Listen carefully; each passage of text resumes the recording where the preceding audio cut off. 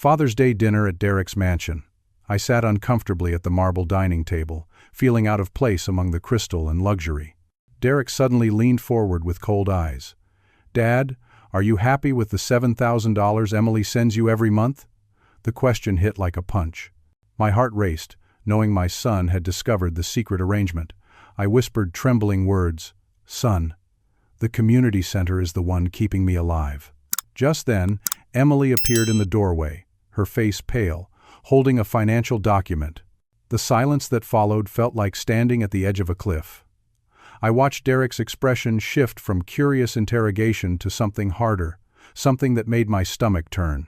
His perfectly pressed white shirt and gold watch caught the light from the chandelier above us, casting shadows that seemed to deepen the growing chasm between father and son.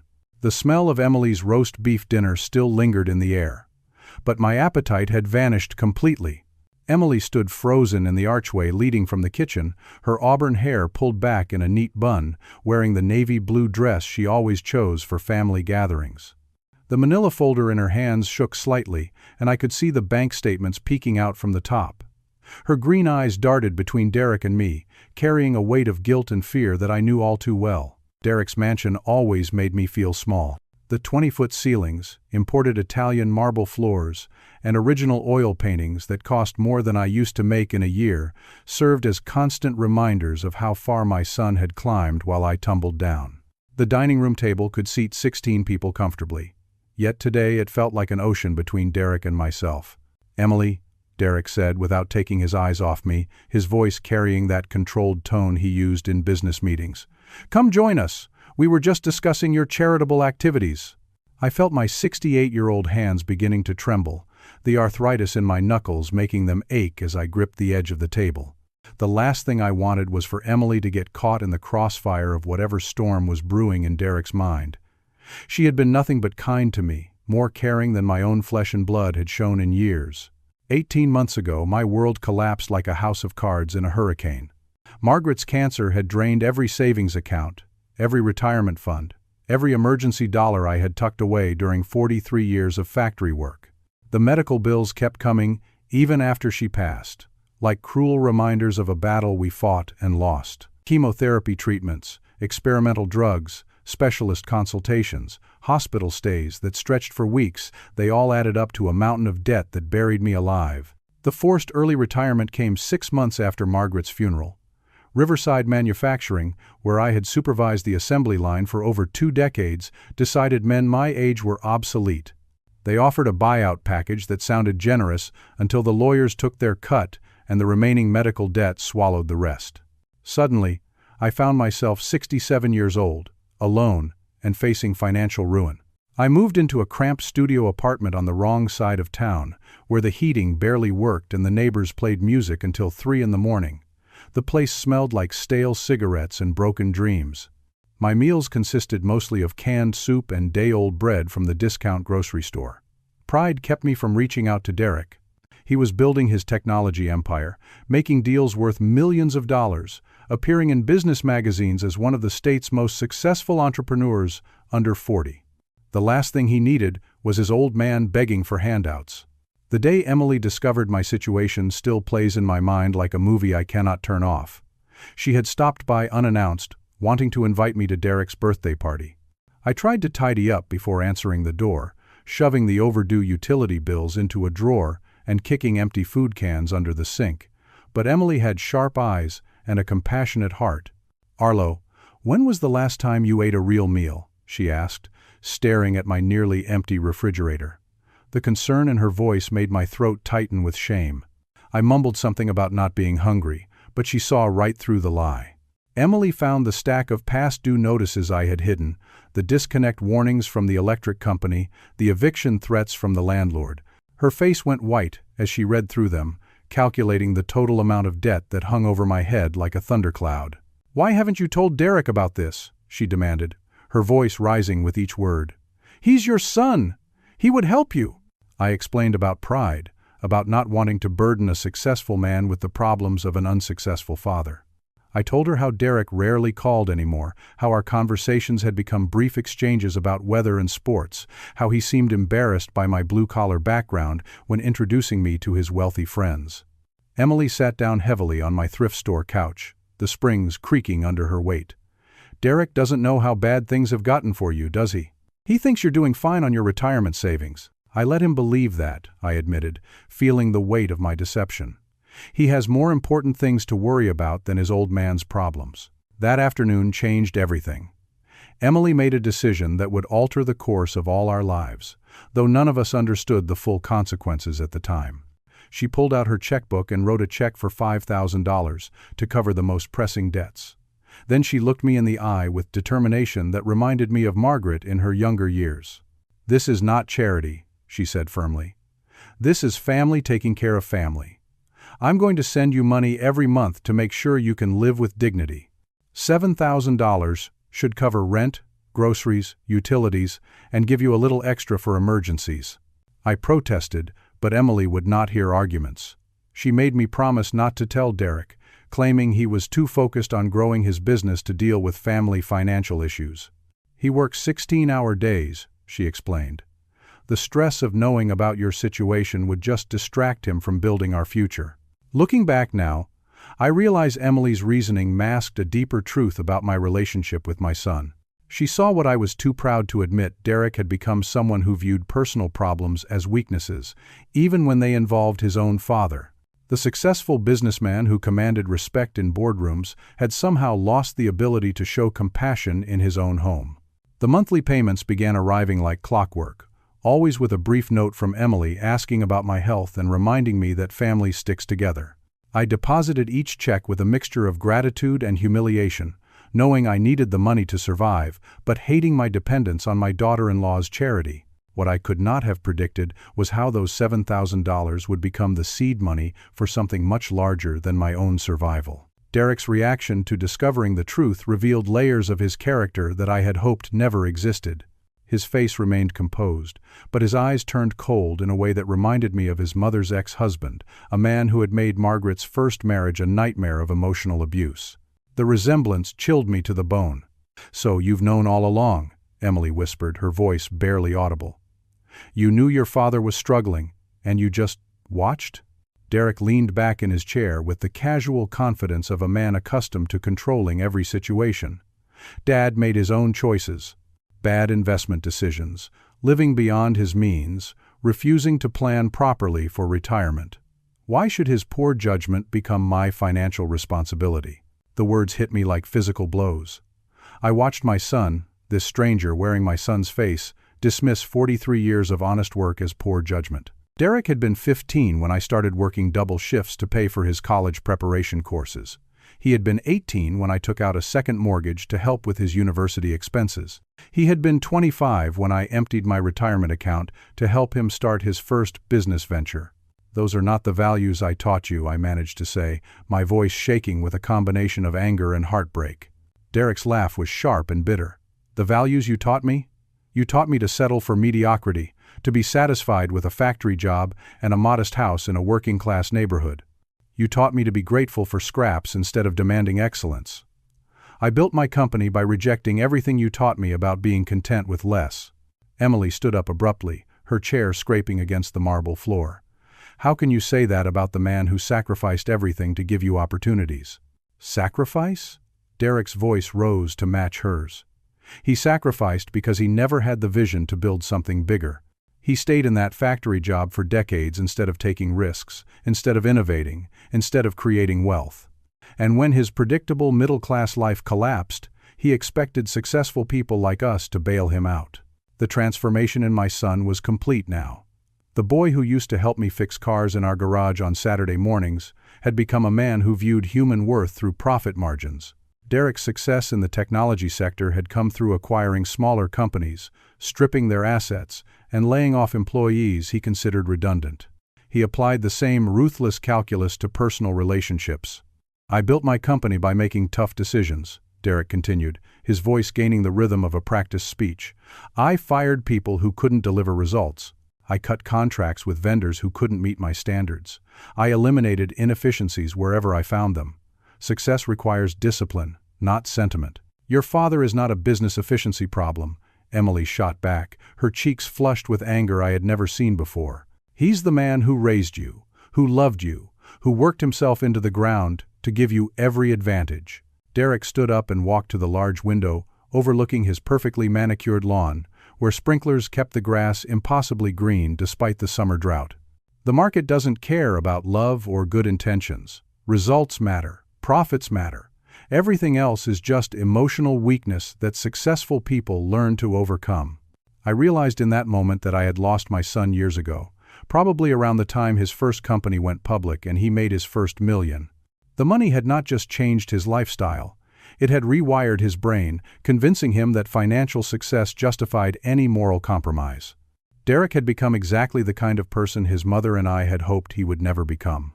Emily has been enabling your dependence instead of encouraging you to solve your own problems, Derek said, turning back to face us. The $7,000 a month stops now. Tonight. You need to learn self-reliance instead of expecting handouts from people who actually know how to manage money. Emily's face went white. Derek, you cannot be serious. Your father will lose his apartment. He barely has enough food as it is. Then maybe he will finally make the hard choices necessary to rebuild his life properly. Maybe he will swallow his pride and find work that fits his capabilities. Maybe he will learn to live within his actual means instead of relying on charity. The cruelty in Derek's proposal was breathtaking. He was essentially condemning his own father to homelessness and starvation as some kind of character-building exercise. The successful businessman was treating his family like a failing division of his company, ready to be shut down for poor performance. If you continue sending him money against my wishes, Derek said to Emily, his voice dropping to a threatening whisper, we are going to have serious problems in our marriage. I will not have my wife undermining my authority on financial matters. The ultimatum hung in the air like smoke from a fire that was consuming our family from within. Emily looked at me with tears in her eyes, torn between loyalty to her husband and compassion for the man who had become like a second father to her. Derek's demand forced her to choose between her marriage and her conscience. That was when I realized the depth of Derek's transformation was not just about money or success, it was about power. He had become addicted to control, to the feeling of making decisions that affected other people's lives. Cutting off support to his own father was not really about teaching lessons or promoting self-reliance. It was about demonstrating his dominance, his ability to determine who deserved help and who did not. Emily's composure cracked like ice on a frozen pond, and the truth came pouring out in a torrent of words that left Derek speechless. She walked to the center of the room, positioning herself between her husband and me, her hands shaking as she struggled to find the right words to explain a secret she had carried for 5 years. Derek, there is something you do not know about your father and me, she began, her voice gaining strength with each sentence. Something that happened before we got married, something that changed my entire life. Derek's expression shifted from anger to confusion. What are you talking about? Emily took a deep breath, closing her eyes briefly as if gathering courage to relive a painful memory. 5 years ago, I was in a relationship with Marcus Brennan. You remember Marcus? I dated him for about 8 months before I met you. What I never told you was that Marcus had a violent temper, especially when he had been drinking. The name Marcus sent a chill through the room. I remembered Emily mentioning him during her early conversations with Derek, but only in passing, as someone she had dated casually before finding true love. The reality, as Emily was about to reveal, was far more sinister. Marcus became increasingly controlling and possessive as our relationship progressed, Emily continued, her voice steadier now. He would check my phone, follow me to work, show up unannounced at my apartment. When I tried to break up with him, he became violent.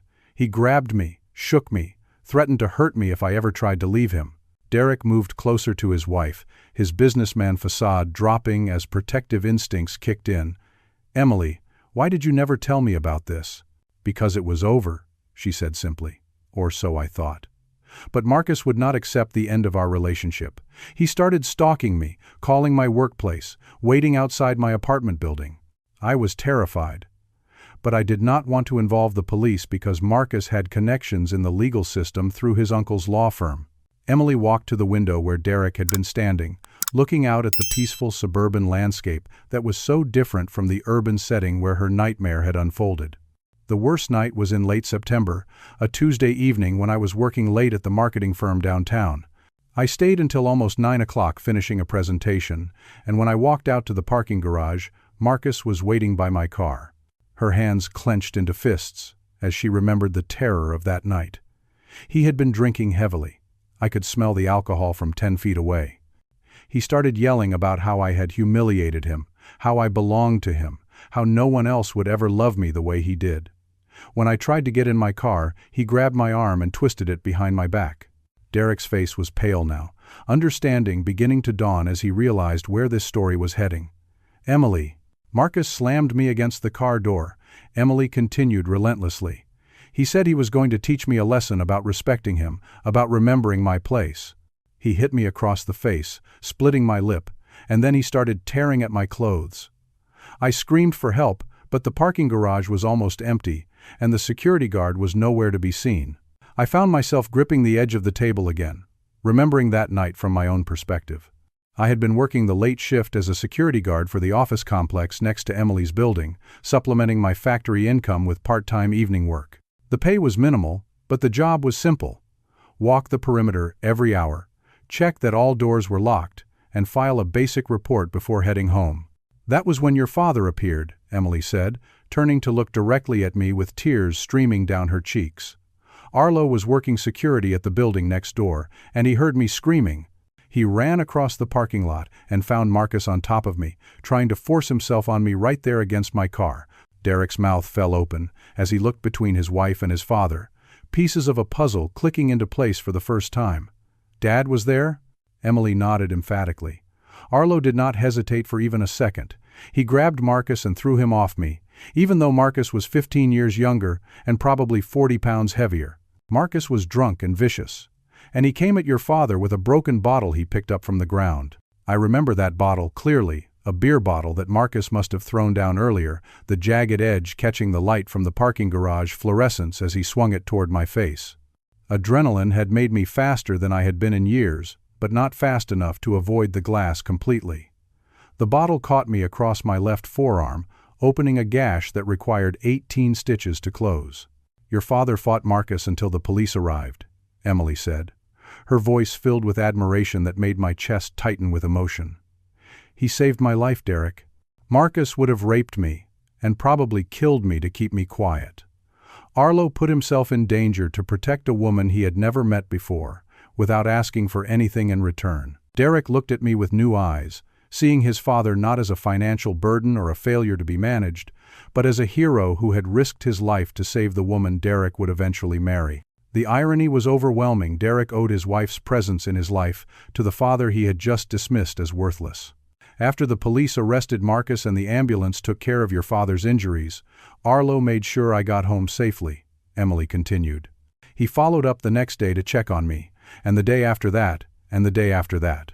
He helped me change the locks on my apartment, drove me to the courthouse when I filed for a restraining order, and sat with me through 3 court hearings until Marcus was finally sentenced to 18 months in prison." The months following that attack had been difficult for Emily. Post-traumatic stress, nightmares, panic attacks in parking garages, and a general fear of dating that lasted for over a year. I had stayed in touch, not as a romantic interest but as a protective father figure who wanted to make sure she felt safe. When she eventually started dating Derek 2 years later, I was genuinely happy for both of them. "I realized Arlo was your father only after we had been dating for several months, and you brought me to his house for Sunday dinner," Emily said to Derek. "I recognized him immediately, but I never said anything because your father asked me not to. He said you deserved a relationship that was not overshadowed by his involvement in my past." Derek sank into his chair, overwhelmed by the revelation that his entire marriage was built on a foundation of his father's heroism. The man he had just accused of being weak and dependent was actually the reason his wife was alive and available to love him. "The money I send your father is not charity," Emily said firmly, addressing the original source of Derek's anger. "It is the smallest possible payment on a debt that can never truly be repaid. Arlo gave me my life back, Derek.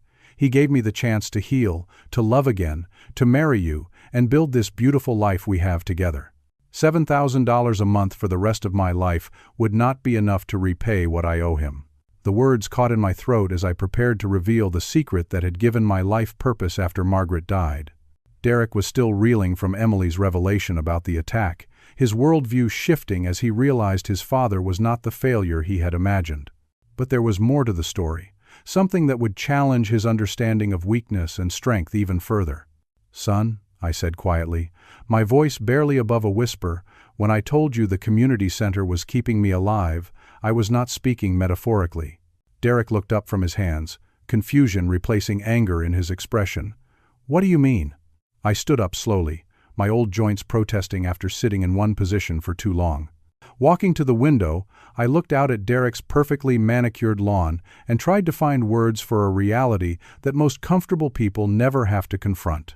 The Riverside Veterans Community Center was scheduled to close 18 months ago, I began, remembering the day I first read about the closure in the local newspaper.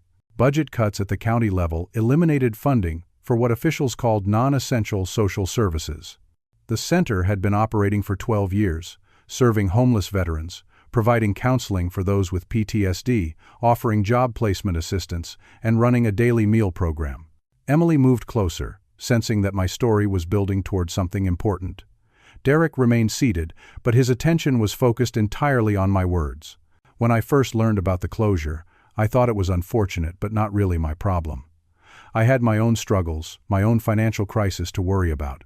But then I started volunteering there during my last few weeks of unemployment, just to have somewhere to go during the day, somewhere to feel useful.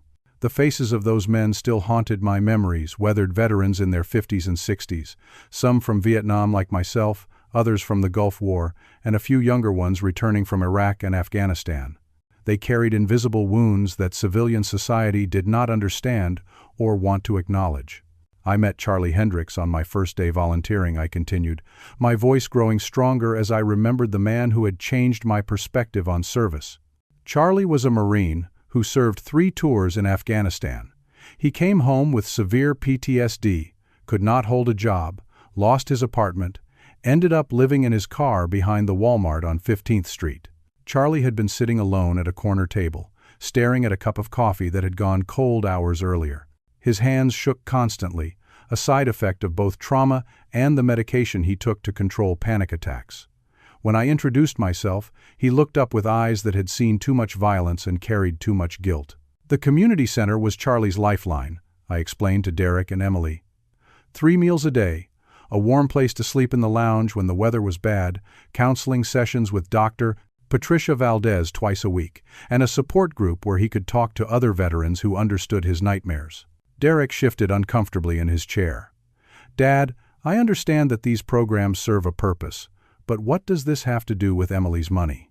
I turned away from the window to face my son directly. When the county announced the center's closure, Charlie attempted suicide. He drove his car off the Route 19 bridge into Miller Creek. A jogger saw him go over and called 911.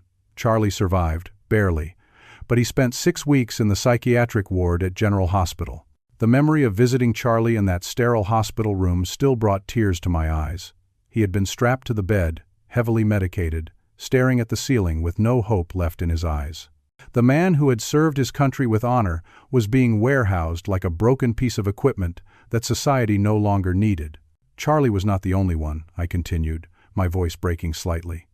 When the center closed, Robert Martinez overdosed on heroin in a gas station bathroom.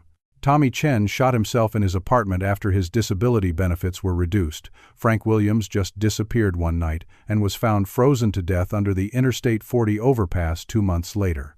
Emily gasped, covering her mouth with both hands. Derek's face had gone pale as he began to understand the life and death stakes that his father had been dealing with while he focused on profit margins and stock options. "These were not statistics in a government report," I said forcefully. "These were men I knew, men I had eaten meals with, men I had listened to as they struggled with demons that most people cannot imagine. They were sons, fathers, brothers who had served their country and been abandoned by the society they had fought to protect." I reached into my wallet and pulled out a folded piece of paper, a list of names written in my own handwriting. 23 names of veterans who had used the Riverside Community Center regularly before its closure. Beside each name, I had written their current status: homeless, hospitalized, imprisoned, or deceased. When Emily started sending me money, I was using about $1,000 for my own basic needs: rent, utilities, cheap food, medication for my arthritis, I said, showing Derek the list. The other $6,000 went to keeping the center operational. Derek stared at the paper in my hands. How could $6,000 keep an entire community center running? I negotiated with the building owner to reduce the rent in exchange for maintenance work that I could do myself. I convinced Dr. Valdez to continue providing counseling services for a fraction of her normal fee. I bought food in bulk from restaurant supply companies and coordinated with local churches to provide volunteers for meal preparation and cleanup. The operation had been a constant juggling act of resourcefulness and determination. Some months I had to choose between paying for heating or buying enough food for the meal program. Some weeks I worked 18-hour days trying to handle maintenance, administration, counseling coordination, and direct service to veterans who needed immediate help. But most importantly, I continued, I was able to keep the center open as a safe space where men like Charlie could come when the nightmares got too bad, when the flashbacks made them feel like they were back in combat, when the civilian world felt too alien and hostile to navigate alone. Emily was crying now, understanding that her monthly payments had been funding a rescue operation for forgotten warriors. Derek looked at the list of names, many of them marked status unknown, missing, or deceased, and for the first time in our conversation, his expression showed something resembling shame. The center became my purpose after Margaret died, I admitted, my voice soft with emotion. Taking care of those men gave me a reason to get up every morning, a reason to keep fighting my own battles with grief and financial stress. Helping them heal helped me heal. Keeping them alive kept me alive. I walked back to the table and sat down across from my son, looking directly into his eyes. When I told you the community center was keeping me alive, I meant it literally. Without those men depending on me, without that mission to fulfill, I would have followed Charlie off that bridge months ago. Emily's money did not just pay for a building and some food. It paid for hope, for 23 human lives, for a sense of purpose that no amount of personal comfort could replace. Derek looked down at his expensive watch, his designer clothes, his manicured fingernails, and seemed to realize for the first time how far he had drifted from the values that had shaped his childhood. The father he had dismissed as a failure was actually running a rescue operation for America's most vulnerable heroes, using money donated by the woman Derek loved but did not fully appreciate. Dud. Derek said slowly, I had no idea. No, I agreed sadly. You had no idea because you stopped asking the right questions years ago. The transformation in Derek's expression lasted only a moment before his businessman instincts reasserted control.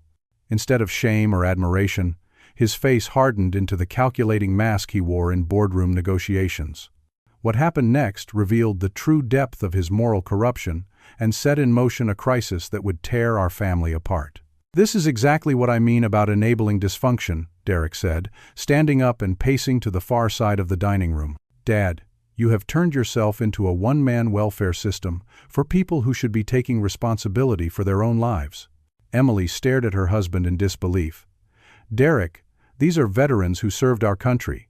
They have PTSD, they are homeless, they are suicidal. How is helping them enabling dysfunction? Derek's response chilled me to the bone.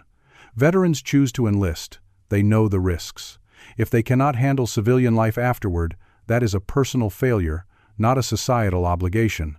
Successful people adapt to challenges instead of expecting charity to solve their problems.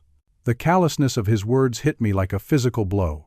Derek was applying his ruthless business philosophy to human beings who had sacrificed their mental health, their physical well-being, and in some cases their lives for the freedom that allowed him to build his fortune.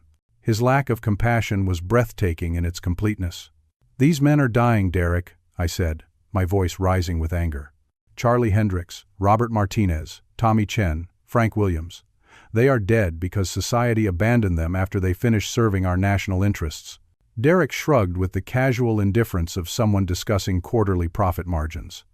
People die every day. The market determines who survives and who does not. Interference with natural selection only postpones inevitable outcomes while wasting resources that could be used more efficiently. Emily backed away from her husband as if he had struck her. Are you listening to yourself? You are talking about human beings like they are expendable inventory. Everything is expendable inventory, Derek replied coldly. Successful businesses cut losses on underperforming assets instead of throwing good money after bad. The same principle applies to social problems. You cannot save everyone, so you focus resources on people who can actually be helped. I felt my heart racing as I realized the conversation was about to take a turn that would change everything.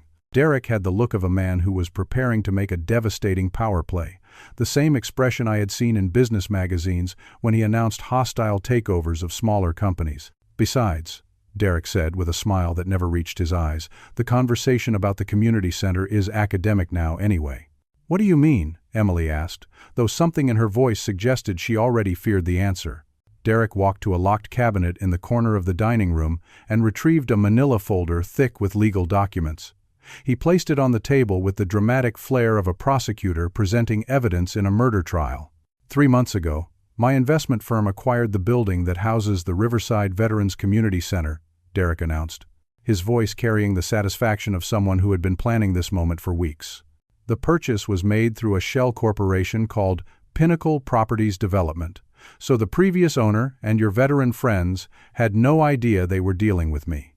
The folder contained property deeds, architectural plans, and city permits that painted a picture of Derek's true intentions. He had not just bought the building that housed the community center, he had bought it specifically to destroy the program that his own father had been struggling to maintain. I have already filed applications with the city planning department to convert the property into luxury condominiums, Derek continued, spreading the documents across the table like a general displaying battle plans. The development will include 12 units, each priced between $400,000 and $600,000, targeting young professionals and empty nesters who want urban convenience with suburban amenities. Emily grabbed the architectural drawings, studying the proposed floor plans that would replace the community center with expensive housing that the veterans could never afford. You bought the building to kick out the men your father has been helping? I bought the building because it represents an excellent investment opportunity, Derek corrected. The current use of the property generates no revenue and serves no economically productive purpose. Converting it to residential condominiums will create tax revenue for the city, construction jobs for local workers, and substantial profits for my investors. I stared at my son in horror, realizing that his betrayal was not just personal but premeditated. He had been planning this attack on the community center for months, possibly since he first discovered that Emily was sending me money. The timing was too convenient to be coincidental. The eviction notice will be served tomorrow morning, Derek said, consulting his watch with theatrical precision. The veterans have 30 days to vacate the premises before construction begins. After that, anyone found on the property will be arrested for trespassing. The magnitude of Derek's cruelty was stunning. He was not just cutting off financial support to his father, he was actively destroying the program that gave meaning to my life and shelter to 23 vulnerable veterans. The move was calculated to cause maximum psychological damage while demonstrating his absolute power over everyone in the room. "Derek, you cannot do this," Emily pleaded, her voice breaking with desperation. "Those men have nowhere else to go. The nearest veterans facility is 60 miles away, and most of them do not have transportation. You will be condemning them to homelessness. I am providing them with an incentive to solve their own problems instead of depending on handouts," Derek replied with the tone of a college professor explaining basic economics to slow students. "Necessity is the mother of invention. When their current support system disappears, they will find alternative solutions." I found my voice, though it shook with rage and disbelief. You know what alternative solutions homeless veterans find when they have no support system? Suicide, drug overdoses, freezing to death under highway overpasses. You are signing death sentences for men who serve this country. Derek's response revealed the true depth of his moral bankruptcy. "Dad, you have spent 18 months trying to save people who do not want to be saved. These men had opportunities to rebuild their lives after military service, just like millions of other veterans who successfully transitioned to civilian careers. If they chose drugs, alcohol, and dependency, instead of hard work and personal responsibility, that reflects character flaws that no amount of charity can fix." The ultimatum that followed was the cruelest twist of all. Derek demanded that Emily stop all financial support to me immediately, and that I publicly acknowledge my failure as both a father and a community leader. In exchange, he would delay the eviction for 60 days, giving the veterans time to find alternative shelter. "If you refuse to accept these terms," Derek said with the cold precision of a contract negotiation, "the eviction proceeds as scheduled, and I will ensure that no other property owner in this county will rent space to your veteran friends. I have significant influence in the local real estate market, and I am not afraid to use it." The choice was impossible: my dignity and my relationship with my son, or the lives of 23 men who depended on the community center for survival. Derek had engineered the perfect trap, forcing me to choose between personal humiliation and the destruction of everything I had worked to build. Emily looked at me with tears streaming down her face, torn between loyalty to her husband and horror at what he was demanding. Derek watched us both, with the satisfied expression of a chess player who had just announced checkmate. The family that had gathered for Father's Day dinner was disintegrating before my eyes, destroyed by greed, cruelty, and the kind of power that corrupts everything it touches. "You have 24 hours to decide," Derek said, closing the folder of legal documents with a final snap that sounded like a trap slamming shut. "After that, my offer expires and the eviction proceeds regardless of your choice." The 24 hours Derek gave me to make an impossible choice turned out to be exactly the amount of time I needed to reveal a secret that would shift the balance of power in ways my son never imagined. While Derek believed he held all the cards, I had been quietly gathering information about his business practices for over 3 years, initially out of curiosity, but eventually out of growing concern about the methods he used to build his empire. The first hint that something was wrong came during a family dinner 2 years earlier when Derek took a phone call during dessert. He spoke in code, but I caught references to adjusted invoices, relocated assets, and compliance issues with the Virginia contract. As a former factory supervisor who had dealt with government contracts for military equipment, I recognized the language of financial manipulation. My suspicions deepened during subsequent visits to Derek's office, where I occasionally saw documents left open on his desk. Purchase orders that did not match delivery receipts, expense reports that seemed inflated beyond reasonable costs, and correspondence with shell companies that had no obvious business purpose.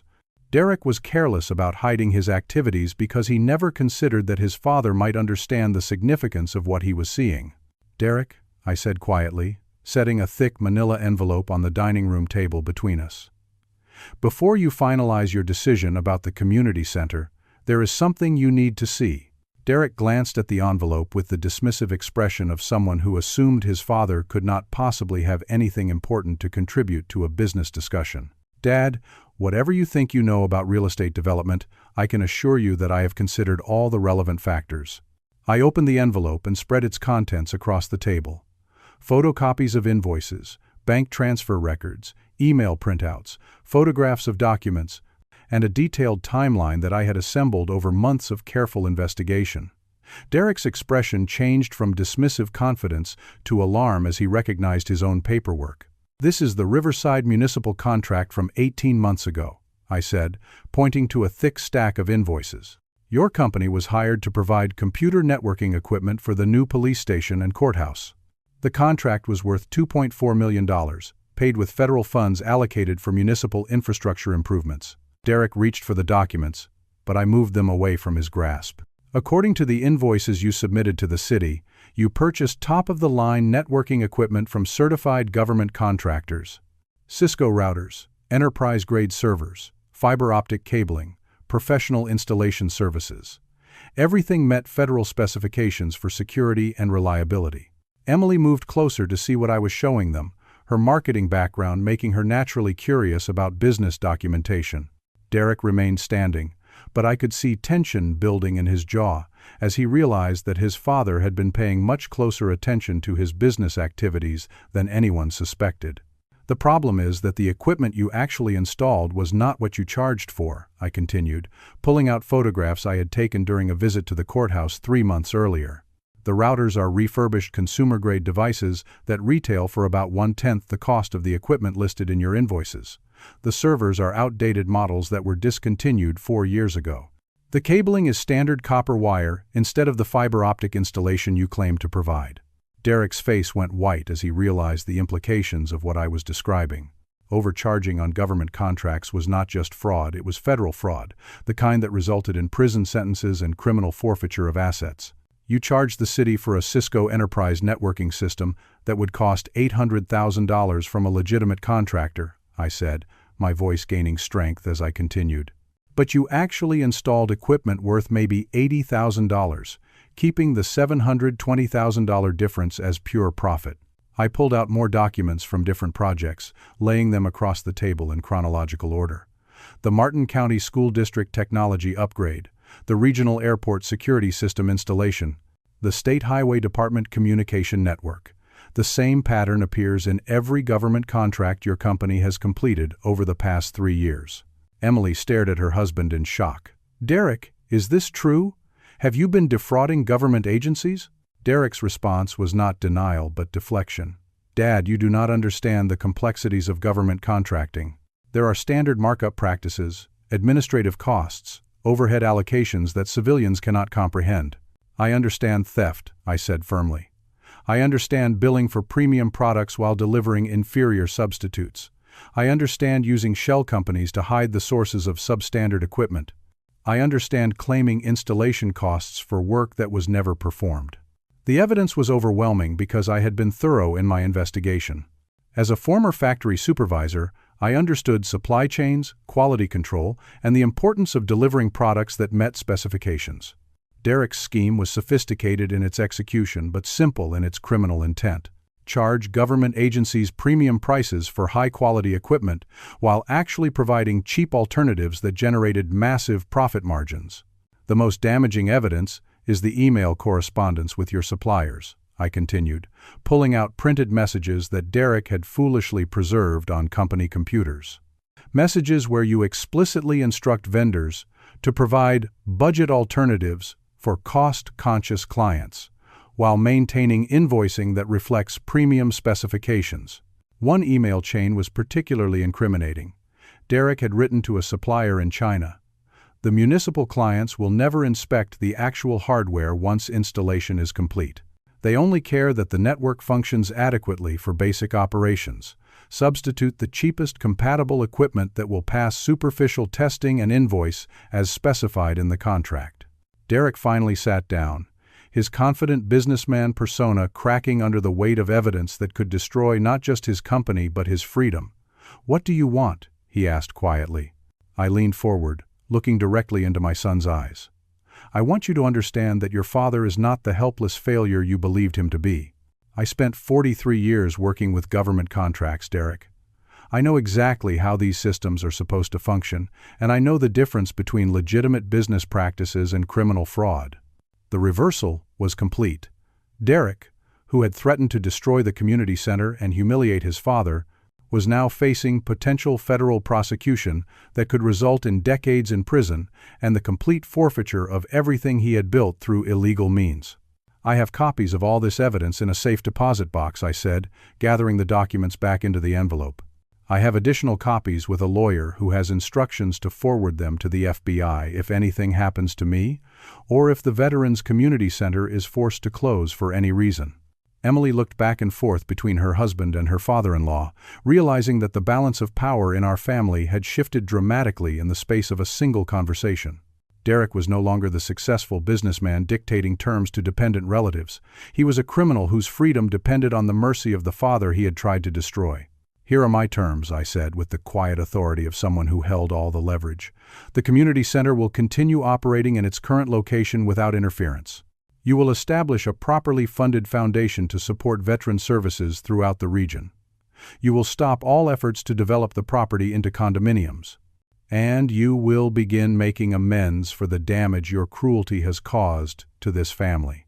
Derek stared at me with a mixture of fear, respect, and something that might have been the beginning of recognition for the man he had underestimated for so many years. The Father's Day dinner that had begun with accusations and ultimatums was ending with a son learning that his father was far more formidable than he had ever imagined. The weeks following our Father's Day confrontation marked the beginning of Derek's journey back to the values that had once made me proud to call him my son. The threat of federal prosecution had shattered his arrogance, but what ultimately changed his heart was seeing the veterans whose lives hung in the balance of his decisions. I insisted that Derek spend time at the community center before making any decisions about its future. His first visit was awkward and uncomfortable. A wealthy businessman in an expensive suit trying to connect with homeless veterans who had every reason to distrust people in positions of power. But Charlie Hendricks, the Marine who had survived his suicide attempt, extended an unexpected kindness that began Derek's transformation. "You must be Arlo's son," Charlie said, shaking Derek's hand with genuine warmth. "Your father talks about you all the time. He is so proud of what you have accomplished in business." Derek looked confused. "He talks about me?" "Every day," Charlie replied with a smile that showed missing teeth from years of inadequate dental care. "He tells us about your company, about how smart you are, about how you built something from nothing.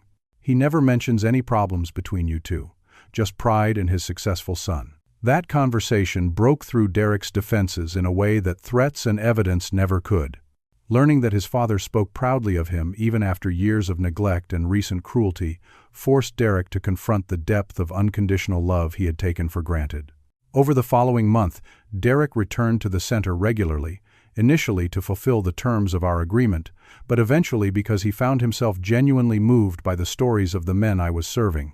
Robert Torres, a veteran of 3 tours in Iraq, had lost both legs to an improvised explosive device and struggled with chronic pain that made holding employment nearly impossible. Sandra Williams, one of only 2 female veterans who used the center, had been sexually assaulted by her commanding officer and suffered from severe PTSD that manifested in panic attacks triggered by crowded spaces or loud noises.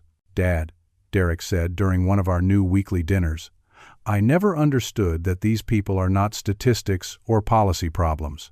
They are individuals with specific trauma, specific needs, specific barriers that cannot be solved with simple economic incentives." The change in Derek was gradual but genuine. He began asking questions about the veterans' backgrounds, their service records, their families, their dreams for the future. He learned that Charlie had been a decorated sniper whose accuracy had saved dozens of American lives, but whose nightmares made him afraid to sleep. He discovered that Robert had been studying accounting before his deployment and still hoped to finish his degree if he could find a way to manage his medical appointments and his studies simultaneously. Derek's business skills, when directed toward compassion rather than profit, proved remarkably effective at solving problems that had seemed intractable. He arranged for a local community college to offer evening classes at the Veterans Center, allowing men like Robert to pursue education without the stress of navigating crowded campuses. He negotiated with medical providers to establish on-site clinics that brought health care directly to veterans who had difficulty with transportation or insurance bureaucracy. The establishment of the Margaret Wilson Veterans Foundation represented Derek's full commitment to making amends for his years of callousness. Named after his mother, the foundation provided not just funding, but comprehensive support services that addressed the complex challenges facing veterans transitioning to civilian life. Employment training, mental health counseling, housing assistance, legal aid, and educational scholarships created a network of support that went far beyond the basic services we had been able to provide with Emily's monthly contributions.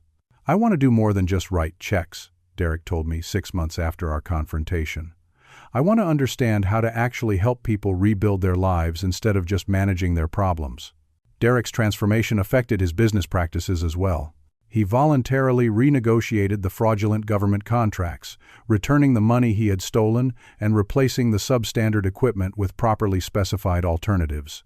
The financial cost was enormous, nearly $3 million in restitution, plus the expense of correctly fulfilling the original contracts, but Derek absorbed the losses without complaint. "Money that was stolen needs to be returned," he said simply when Emily expressed concern about the impact on their personal finances. "I cannot build a legitimate business on a foundation of fraud, and I cannot teach our future children values that I do not practice myself." The mention of children was significant because Derek and Emily had been trying to start a family for over a year. Emily's pregnancy, announced during our first Christmas dinner since the confrontation, brought out a protective tenderness in Derek that reminded me of the caring boy he had been before success corrupted his character. "I want our child to be proud of their father," Derek told me, while we assembled a crib in the nursery he was preparing. "I want them to see that success means helping others, not just accumulating wealth. The community center expanded into a model program that attracted attention from veterans organizations across the country. Derek's foundation funded similar centers in 4 other cities, each one designed around the principle that veterans deserved comprehensive support rather than charity. The programs included job placement services, housing assistance, family counseling, legal aid, and recreational activities that helped veterans rebuild social connections that military service and trauma had disrupted. Charlie Hendricks became the center's first success story, completing his accounting degree and finding employment with Derek's company as a financial analyst. His transformation from suicidal homeless veteran to productive professional employee demonstrated the potential that existed in every person who received appropriate support and genuine opportunity. Charlie is not a charity case, Derek explained to a reporter who was writing about the foundation's work. He is a skilled professional who needed help overcoming barriers that society created through its failure to support veterans effectively. Investing in people like Charlie is not just morally right, it is economically smart.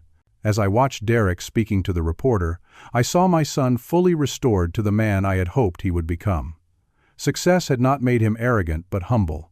Wealth had not made him selfish but generous. Power had not made him cruel but compassionate. The life lesson that emerged from our family's crisis was profound and transformative. True success is not measured by the wealth you accumulate, but by the lives you improve. Real strength comes not from dominating others, but from lifting them up. Genuine leadership means using your advantages to create opportunities for people who have fewer advantages, not exploiting their vulnerabilities for personal gain. Derek's journey from greed to grace proved that even the most corrupted heart can be redeemed through love, accountability, and the opportunity to serve something larger than personal ambition. His willingness to face the consequences of his crimes, make financial restitution for his fraud, and dedicate his future to helping others showed that character can be rebuilt even after it seems irreparably damaged. Emily gave birth to Margaret Rose Derek Wilson on a beautiful spring morning, named after the grandmother she would never meet but whose values would shape her upbringing. Holding my granddaughter for the first time, I felt the completion of a circle that had been broken by grief, pride, and misunderstanding, but was now restored by forgiveness, truth, and unconditional love. "Thank you, Dad," Derek whispered as we stood together in the hospital room, watching Emily hold our new family member.